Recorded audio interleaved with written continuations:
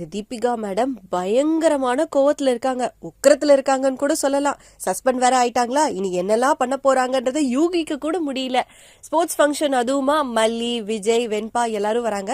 இவங்களும் குழந்தைய கூட்டிட்டு கரெக்டா ஸ்கூல் கிரவுண்டுக்கு வந்துடுறாங்க. 2 பேரும் மீட் பண்ணவும் நம்ம விஜயும் மல்லியும் சரி நம்ம போய் பேசி சொல்லிடலாமே அப்படின்னு சொல்லிட்டு பக்கத்துல போறாங்க.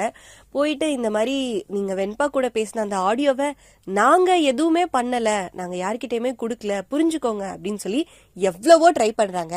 நமக்கு தான் தெரியுமே வழக்கம் போல இந்த தீபிகா மேடம் அதெல்லாம் நான் நம்ப மாட்டேன், நீங்க என்ன செஞ்சாலும் அதுக்குன்னு ஒரு எதிர்வினை இருக்கும் அப்படின்னு சொல்லிட்டு டயலாக்லாம் பேசி கிளம்புறாங்க.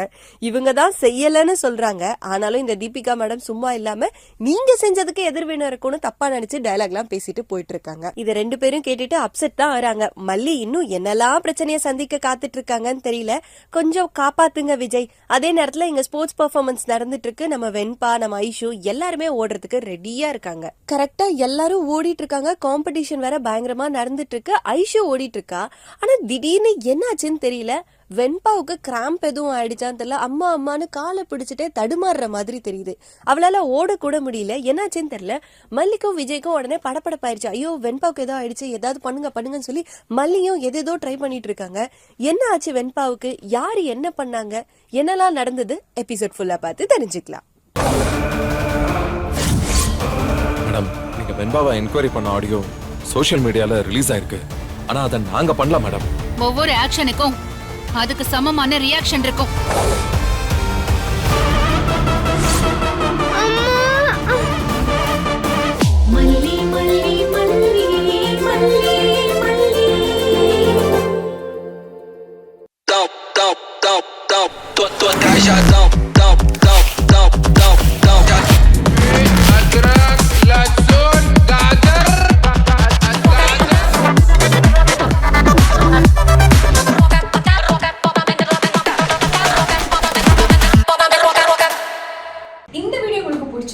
லைக் பண்ணுங்க, ஷேர் பண்ணுங்க, கமெண்ட் பண்ணுங்க.